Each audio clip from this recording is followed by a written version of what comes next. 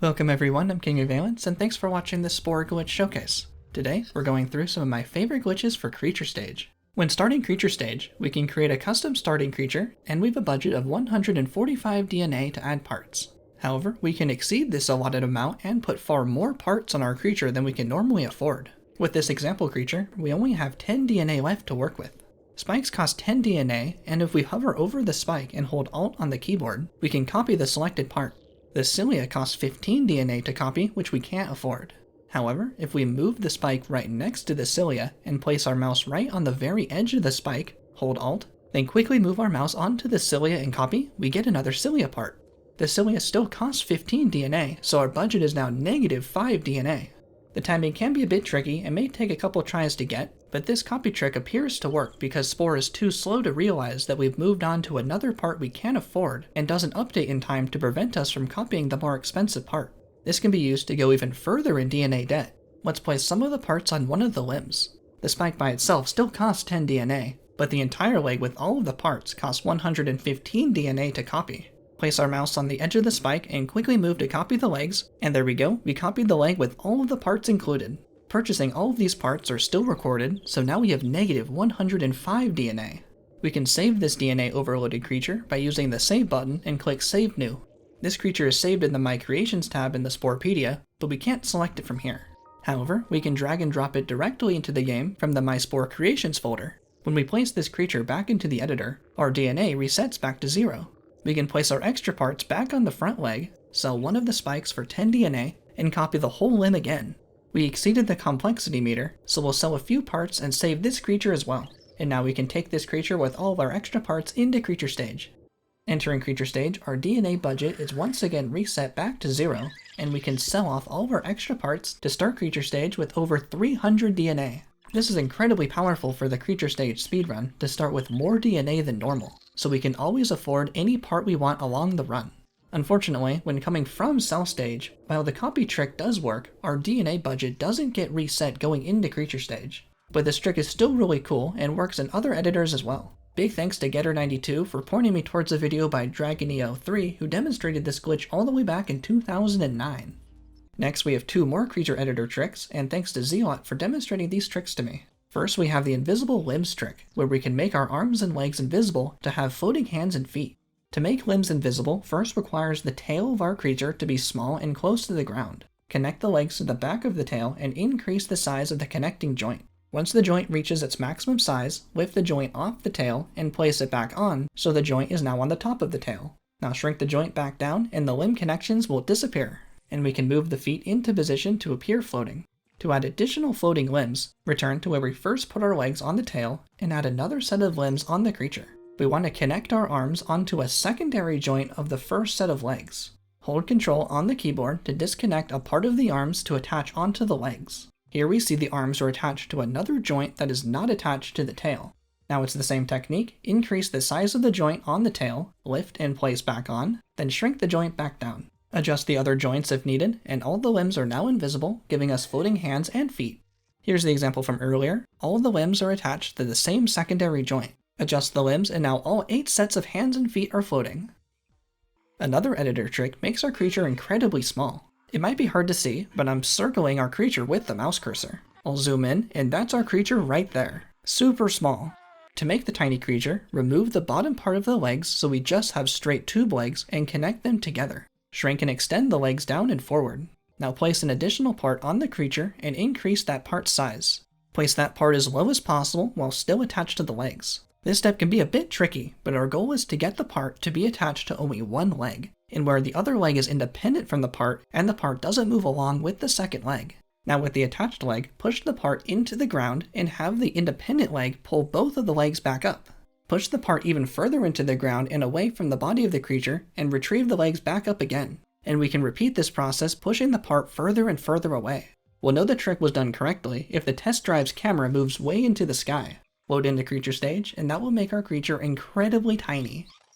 Back with a normal sized creature, we have several jumping tricks. Thanks to Savage Brick for showing me these. First jumping trick allows us to eat from a distance. This works for both meat and fruit as well. With a little timing, we want to select the fruit from a bush and jump, and that will teleport the fruit into our mouth to eat. This can even work mid-combat to quickly heal during a fight. If we're running low on health and can't escape, eat from a distance to heal and continue fighting. We can also enter the editor from a distance using the same technique. Call and face away from the mate, select the mate and jump, and that will bring us right into the editor. These are all great speedrunning tricks to save time not needing to travel long distances. Another time saver with jumping is when socializing with another creature. We can jump and that will skip our creature's socializing animation and fill the social meter instead of waiting for it to slowly climb up. And if we over-impress the other creature by filling the meter beyond the midpoint, we receive a DNA bonus.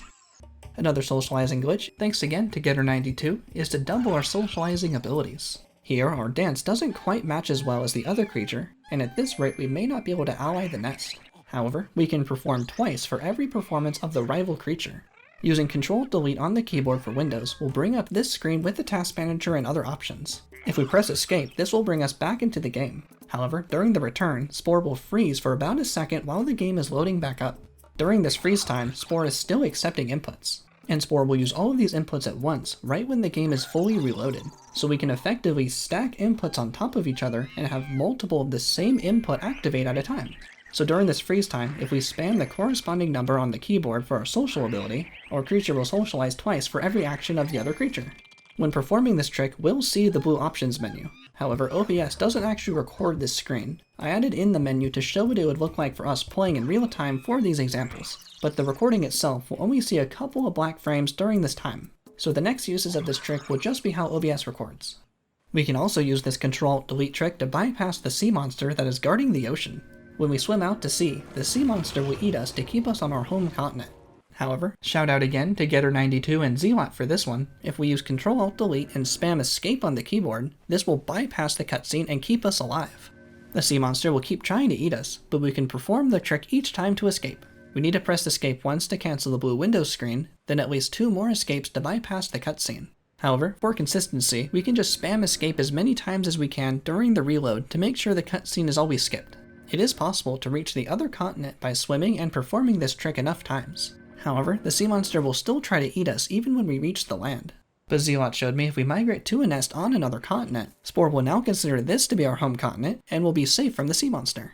Spore will continue to work from here into tribal and civilization stage as well. These additional nest locations are the other city spawn locations in civilization stage, and this will allow us to play civilization stage starting from different continents. Sometimes creature stage can start with our home nest in the ocean. Everything seems fine until we try to reach the land and suddenly the sea monster eats us. Creature stage is flipped, so the ocean is safe but the land is guarded. Since we have access to the ocean, we can migrate to another coastal nest and use the sea monster bypass if needed to relieve the softlock. Next, we have some fun movement tricks involving wings. When flying in place with wings, we have to wait for the wings' cooldown time and we can't get very high. However, if we call a mate, this removes the cooldown time and allows us to use our wings quickly and gain some additional height. This can make scaling up a steep mountain much easier. Here, we have a couple launching techniques that can give us a lot of speed. First, this launch, also shown to me by Savage Brick, only requires wings. Here we need another creature in front of us, pause, select the creature, double tap space to jump, and unpause. This will make our creature super jump towards the other creature, covering a lot of ground quickly. We can combo our flight with the mating call trick to keep us in the air even longer. This second and even more powerful launch found by Slimeade requires both wings and sprint on our creature, along with a couple more steps. Find another creature in front of us, pause, select the other creature, sprint, double tap jump, unpause, and alternate between holding S for backwards and jump, and that will send our creature flying into the atmosphere. This gives our creature a crazy amount of speed, rocketing around the continent. The more we alternate between backwards and jump before reaching the selected creature in front of us, the more speed we can build as well. The tricky part is maintaining our momentum as we fly over the other creature. Before we reach the creature, hold forward and use the mouse to change our direction. This can help us avoid a mid-air stop if we fly directly overhead the selected creature. This trick is a lot of fun to mess around with. With this much momentum from the sprint launch and the sea monster bypass, I was able to fly all the way around the world without touching the ground.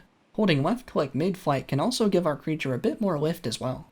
But getting the right angle for optimum distance without going too high and continuously performing the sea monster bypass without messing up was a bit tricky. But we were able to make it all the way around the planet and continue flying for a second pass around the world again. And I'll link the entire flight in the description if you want to check it out as well. Finally, we have 3 creature stage glitches that have been recorded, but that we are currently unable to replicate. First is an interesting glitch that happened in the creature editor. This creature is somehow able to have 2 feet on the same joint. This is super cool. I've never seen anything like this before. Big thanks to Error for showing me this, and sharing the creature as well. This creature will be available for download in the description if you'd like to take a look for yourself. Next, I've only encountered this glitch once myself. I went to attack this nest like normal, but tell me if you notice anything strange about this extinction.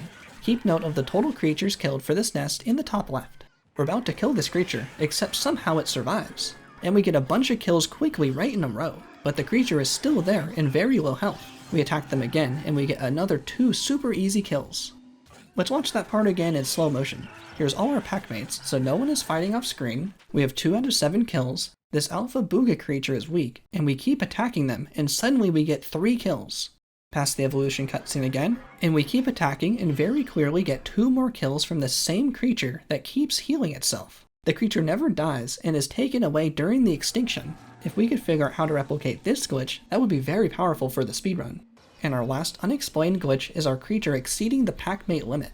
Huge thanks to Nucleus Plays for providing this footage. Here they have 2 Furbus creatures and one of the taller Xanadu creatures in their pack, yet their pack list only shows the 2 Furbus creatures.